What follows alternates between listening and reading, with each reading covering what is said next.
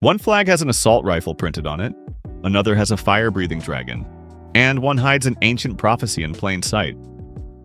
Flags might look simple, but every symbol tells a story of war, myth, or survival. Today, we're uncovering the strangest and most surprising national flag symbols in the world. Welcome to Mapped Out.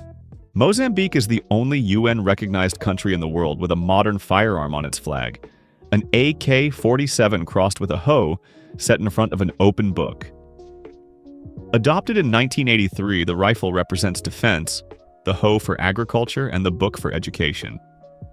For a nation that fought a long independence war, these symbols reflect survival and rebuilding. Wales' flag carries a red dragon, known as Y Draig Goch. The dragon appears in medieval Welsh literature, including the Historia Brittonum from the 9th century.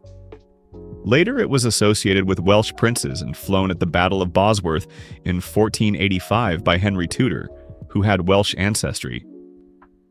It became an official symbol of Wales centuries later. Mexico's flag shows an eagle devouring a serpent while perched on a prickly pear cactus. This image comes from Aztec legend.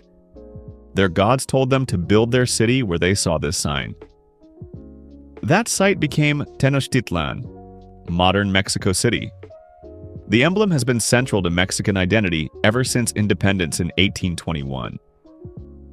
Nepal is the only national flag in the world that isn't rectangular. Its two stacked pennants feature a moon and a sun, symbols of permanence and the hope that Nepal will last as long as the heavens themselves. The design dates back to at least the 18th century and became official in 1962. Nature takes the stage too.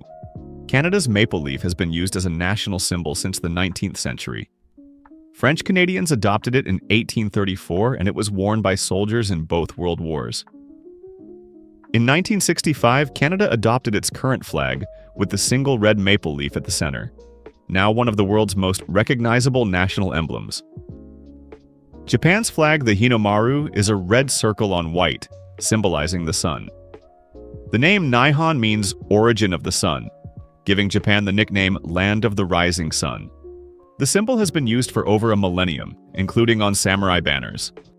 Lebanon's cedar tree comes from the Cedrus libani, native to Mount Lebanon. It's mentioned repeatedly in the Bible, prized in the ancient world for timber used in temples and ships. Adopted on Lebanon's flag in 1943, it stands for holiness, peace, and resilience. Bangladesh's flag shows a red disc on a green field. The disc represents both the rising sun and the blood of those who died for independence in 1971. The circle is deliberately offset slightly toward the hoist to appear centered when flying. Animals bring raw power. The golden lion on Sri Lanka's flag has ancient roots. It comes from the banner of King Vijaya, considered the founder of the Sinhalese people, who were said to descend from a lion. When Sri Lanka, then Ceylon, gained independence in 1948, the lion was restored as the central emblem. Bhutan's flag features a white dragon, the Druk, symbolizing purity and the people of Bhutan. The jewels in its claws represent wealth. The dragon comes from Bhutanese mythology, where thunder was believed to be the roar of a dragon. That's why Bhutan is called Druk Yul, the land of the thunder dragon. Faith and civilization shaped flags too. Turkey's flag shows a white crescent moon and star on red. These symbols were used by the Ottomans from the late 18th century and are now strongly associated with Islam worldwide, though their use predates Islam in Byzantium. Turkey formally adopted the current flag in 1936. The Nordic cross design appears on Denmark's flag, the world's oldest still in use, dating to at least the 14th century.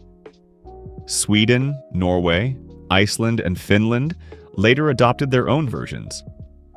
The cross reflects Christianity but also became a unifying regional identity. India's flag features a navy blue wheel with 24 spokes called the Ashoka Chakra. It comes from the lion capital of Ashoka, a Buddhist symbol from the 3rd century BCE. The wheel represents law, motion, and progress. It replaced Gandhi's spinning wheel when the flag was adopted in 1947. And then there's struggle, unity, and revolution. Ghana's Black Star was inspired by Marcus Garvey's Black Star Line, symbolizing African freedom. Liberia's single white star represents its founding as Africa's first modern republic. Stars across African flags generally stand for unity, freedom, and guidance. Ethiopia's tricolor, green, yellow, and red, inspired dozens of African flags after decolonization. They became known as the Pan-African colors, later spreading worldwide through cultural movements, including Rastafarianism. Angola's flag features a half-gear wheel and a machete, with a star above them. The gear represents industry, the machete stands for peasantry and armed struggle, and the star symbolizes international solidarity. It reflects Angola's Marxist-inspired identity after independence in 1975. So why dragons, guns, suns, and stars, but never forks or shoes?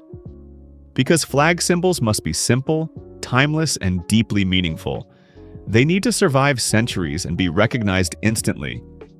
A flag isn't just fabric, it's a country's story, compressed into one image. So here's my question for you.